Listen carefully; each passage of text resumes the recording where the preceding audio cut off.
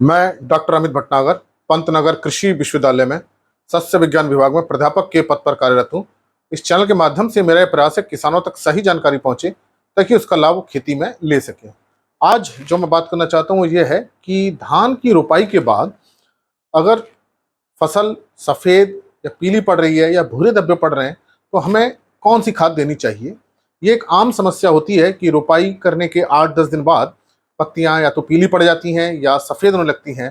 तो यहाँ हम ऐसा कौन सी खाद और पोषक तत्व दें ताकि ये बीमारी जल्दी से जल्दी ठीक हो, पौधे स्वस्थ हो और फसल हमारी मजबूत हो। तो देखिए, ये जो सिम्टम्स हैं, लक्षण है, पीलापन होना या भूरे धब्बे पड़ना या सफ़ेद होना, ये अलग अलग पोषक तत्वों के होते हैं और इसी के अनुसार जिस पोषक तत्व की कमी हो रही हो उसी की हमें खाद देनी चाहिए। अगर हम गलत खाद दे देंगे, दूसरी खाद दे देंगे, तो वो कमी पूरी नहीं होगी और वो लक्षण बने रहेंगे और फसल शुरुआत से ही कमजोर हो जाएगी। और जब फसल शुरुआत से कमजोर होती है तो फिर हमें उससे अच्छा उत्पादन नहीं मिल पाता है। तो इन लक्षणों को पहचानना बहुत जरूरी है शुरुआत से और उसी के अनुसार खाद दें। देखिए, जो सामान्यतः जो हमने रोपाई करी धान की और नीचे की पत्ती अगर पीली हो रही है, इस बात को ध्यान रखें कि अगर नीचे की पत्ती पीली है, पीली पड़ रही है, तो ये बहुत अधिक कारण हो सकता है कि ये नाइट्रोजन की कमी हो। नाइट्रोजन की कमी से नीचे की पत्ती पीली पड़ती है, तो इसके लिए देखिए हमें यूरिया देना चाहिए। अब यूरिया आप एक बैग 1 एकड़ में दे दें तो ये पर्याप्त हो जाएगा। 1 बैग प्रति एकड़, मतलब एक बैग में 45 किलो रहता है, तो आप डाल देते हैं इतना, तो नाइट्रोजन की कमी पूरी हो जाएगी।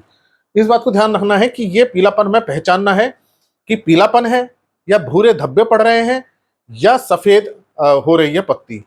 अगर देखिए ऊपर की पत्ती पीली हो रही है, इसको भी हमें ध्यान रखना है कि एक अवस्था ये हो सकती है नीचे की हो, दूसरी हो केवल ऊपर की हो रही हो, नीचे की पत्ती हरी है, ऊपर की तो पीली हो गई, ये पीली यहां लिखना है, नीचे की पत्ती पीली है। और यहां पहला केस ये था, दूसरा ये है कि ऊपर की पत्ती पीली और नीचे की हरी है। तो ये देखिए सल्फर की कमी है, यहां गंधक की कमी रहती है, तो यहां पे हमें फिर सल्फर वाला उर्वरक हमें डालना चाहिए जिससे कि सल्फर मिल सके। तो इसमें देखिए बेंटोनाइट सल्फर का प्रयोग करना चाहिए, लेकिन धान के खेत में जब पानी भरा रहेगा तो बेंटोनाइट सल्फर उतना काम नहीं कर पाएगा क्योंकि बेंटोनाइट सल्फर को सल्फेट बनाने में समय लगता है। तो वैसे तो कोशिश ये हो कि हम शुरुआत से ही सल्फर दें ताकि कमी ना हो, लेकिन ऐसी स्थिति में चूंकि सल्फर की कमी हो रही है तो फिर यहाँ हम जिप्सम का प्रयोग कर सकते हैं, जिप्सम हम डाल सकते हैं। तो जिप्सम हमको 1 एकड़ में करीब 80 किलो डालना चाहिए। और मान लीजिए जिप्सम आप नहीं डाल पा रहे हैं और जिप्सम वाली कोई हमें खाद डालनी है, तो फिर ऐसी स्थिति में कोई हमें सल्फेट वाली खाद डालनी चाहिए। तो यहाँ सल्फेट मिलना मुश्किल हो जाएगा क्योंकि जिंक सल्फेट मिलेगा या फेरस सल्फेट मिलेगा, केवल सल्फेट नहीं मिलेगा। तो बेंटोनाइट सल्फर एक अच्छा वो रहता है, तो बेंटोनाइट सल्फर डालें या हम जिप्सम डालें। तो अगर हम बेंटोनाइट सल्फर डालते हैं, बेंटोनाइट सल्फर अगर हम इसका प्रयोग करते हैं तो ये हमारे लिए एकड़ में 15 से 20 किलोग्राम पर्याप्त हो जाता है। धान खेत में 15 किलोग्राम आप इसको डाल दें, 10 से 12 कर लें इसको, 12 किलोग्राम प्रति एकड़ इसका प्रयोग कर लें, क्योंकि पानी भरा रहेगा तो ये धीरे धीरे काम करेगा। तो 12 किलोग्राम प्रति एकड़ में ये पर्याप्त हो जाएगा। अगर आप जिप्सम डालना चाह रहे हैं, जिप्सम आपके पास है क्योंकि उसके अंदर सल्फेट है। देखिए यहां हमको ऐसा डालना है जिसमें सल्फेट हो, बेंटोनाइट सल्फर में सल्फर है, सल्फेट नहीं है, तो ये बनने में समय लेगा और जिप्सम धीरे धीरे घुलेगा। अगर जिप्सम आप डालना चाहते हैं तो जिप्सम फिर आप 80 किलोग्राम प्रति एकड़ से डालें, 80 किलोग्राम 1 एकड़ में। या तो बेंटोनाइट डाल सकते हैं या जिप्सम डाल सकते हैं। तो ये एक उपाय है। मान लीजिए इसके साथ जिंक की कमी आ रही है, अब जिंक सल्फेट अगर हम डालते हैं या फेरस सल्फेट हम डालते हैं तब फिर सल्फर को डालने की जरूरत नहीं है, सल्फर उससे पूरा हो जाएगा। तो इस बात को ध्यान रखना है कि सल्फर की कमी तो नहीं आ रही है। अगर मान लीजिए भूरे धब्बे पड़ रहे हैं पत्ती पे, तो ये जिंक की कमी का कारण हो सकता है, भूरे धब्बे। और ये ऊपर की पत्ती, नीचे की पत्ती, किसी भी पत्ती पा सकते हैं। ये शुरू में भूरे पड़ेंगे, फिर वो सूखने लगेंगे, तो ये खैरा रोग हो सकता है और यह जिंक की कमी है। तो यहाँ हमें जिंक सल्फेट का प्रयोग करना चाहिए। अगर हम जिंक सल्फेट का प्रयोग करते हैं तो सल्फर की कमी भी पूरी हो जाती है। इस बात को ध्यान रखें कि अगर आप जिंक सल्फेट डालेंगे तो सल्फर उसमें रहता है, इसलिए वो फिर आपको सल्फर डालने की कोई आवश्यकता नहीं है। लेकिन जिंक सल्फेट को ऐसी मिट्टी पीएच जो बहुत ज़्यादा जा रही हो, 7.5 से ज़्यादा जा रही हो, 8 से ज़्यादा जा रही हो, उसमें आपको जिंक सल्फेट नहीं डालना है। वहाँ आपको चिलेट वाला जिंक डालना है। वहाँ फिर हम चिलेट जिंक का प्रयोग करें और ये 2 से 3 किलोग्राम 1 एकड़ में पर्याप्त होता है। ये सारी जो मात्रा लिखी है मैंने एकड़ की लिखी है। चिलेट जिंक का प्रयोग करें। अगर आपकी मिट्टी की पीएच सामान्य है, 7 है, 7.5 तक भी है तो भी ठीक है, और उससे कम है तो वहां जिंक सल्फेट का हम प्रयोग कर सकते हैं। तो यहां जो जिंक सल्फेट है आप खेत में डाल दें।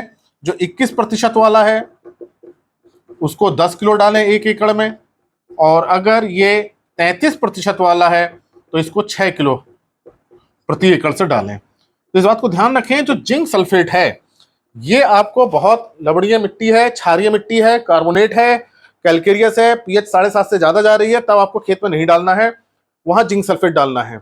और जो मैंने आपको दशाएं बताई कि ऐसी दशा है कि पीएच ज्यादा है तो फिर वहां चिलेट जिंक का आप प्रयोग करें। महंगा आएगा लेकिन ये अवेलेबल हो जाएगा, मिट्टी में डालने का पौधों को मिल जाएगा। और जो ज्यादा पीएच की मिट्टी होती है, क्षारीय है, लवणीय है, वहां जिंक सल्फेट अघुलनशील रहता है, पौधों को मिल नहीं पाता है, तो वहां कोशिश करें कि चिलेट जिंक डालें।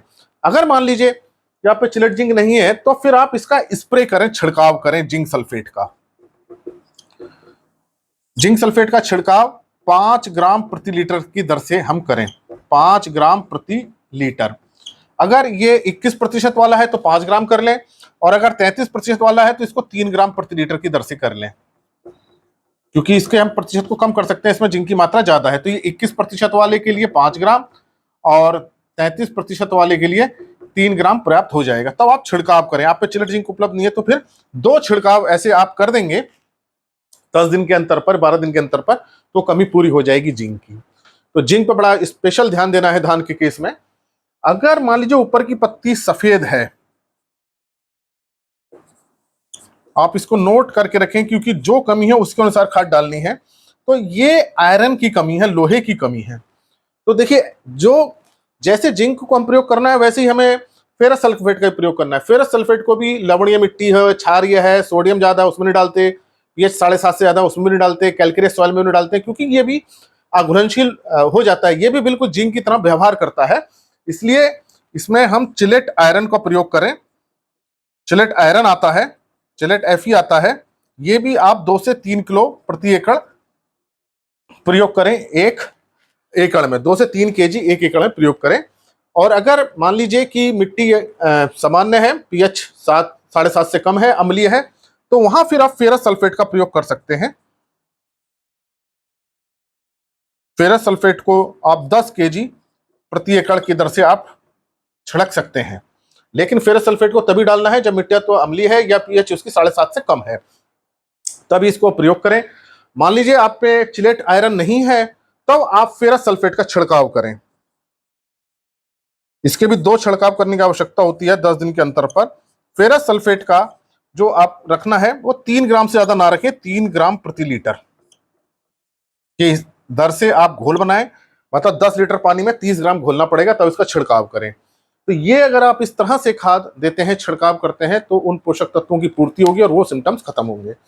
यहां समस्या ये आती है कि जो सल्फर का अगर डेफिशिएंसी आ गई है, ऊपर की पत्ती पीली है, नीचे की हरी है, और वो सफेद भी नहीं हो रही है, तो इसका मतलब सल्फर है, गंधक की कमी है। तब गंधक की कमी के लिए हमें विशेष प्रयास करने पड़ते हैं, क्योंकि गंधक को, जो सल्फर को जो पौधे लेते हैं, सल्फेट के रूप में लेते हैं, और जब पानी भरा रहता है तो वहां सल्फेट की कमी हो सकती है, क्योंकि वहां ऑक्सीजन नहीं है, सल्फेट नहीं बनेगा। बेंटोनाइट सल्फर बनने में काफी समय लेता है। अगर बेंटोनाइट डालते हैं तो धीरे धीरे इसकी पूर्ति होती है। अगर हम जिप्सम का प्रयोग करते हैं तो ये धीरे धीरे घुलेगा। तो ऐसे केस में कोई सल्फेट वाला, जैसे कि अमोनियम सल्फेट अगर मिल जाए तो फिर हम उसका छिड़काव कर सकते हैं। अमोनियम सल्फेट का 1 से 1.5 ग्राम 1 से 2% तक हम छिड़काव कर सकते हैं अगर सल्फेट वाला मिल जाता है। तो यहाँ अमोनियम सल्फेट मैं लिख दे रहा हूं, अमोनियम सल्फेट, अमोनियम सल्फेट इसका 15 से 20 ग्राम प्रति लीटर पानी में छिड़काव कर लें तो ये सल्फर को दे देगा। तो इस बात को ध्यान रखना है कि हम सल्फेट वाले का हम छिड़काव कर दें। या पोटेशियम सल्फेट अगर मिल जाता है जिसमें सल्फेट हो, उसका हम छिड़काव कर दें पोटेशियम सल्फेट, तो इससे पोटेशियम भी मिल जाएगा और सल्फेट भी मिल जाएगा। इसकी भी यही मात्रा रखें, पोटेशियम सल्फेट की भी 15 से 20 ग्राम प्रति लीटर। तो कोशिश ये हम करें कि हमें सल्फेट वाला मिल जाए। अगर सल्फेट वाला नहीं मिलता है तो अब हम बेंटोनाइट का या जिप्सम का प्रयोग कर सकते हैं, लेकिन इसके रिजल्ट्स में थोड़ा समय आता है। तो जल्दी रिजल्ट चाहिए तो फिर हम अमोनियम सल्फेट और पोटेशियम सल्फेट का छिड़काव कर दें 15 से 20 ग्राम प्रति लीटर, तो जल्दी से उसकी रिकवरी हो जाएगी और उसके अच्छे रिजल्ट्स आएंगे।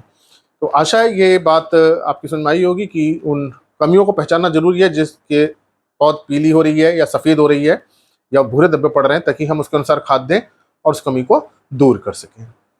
इसी प्रकार के लेक्चर्स को देखने के लिए कृषि किसान प्लेलिस्ट देखिए, बहुत सारी प्लेलिस्ट हैं इस चैनल पे एग्रीकल्चर के कोर्सेस से रिलेटेड, आप उनको भी देख सकते हैं। और अगर चैनल सब्सक्राइब नहीं किया है तो सब्सक्राइब कीजिए। धन्यवाद।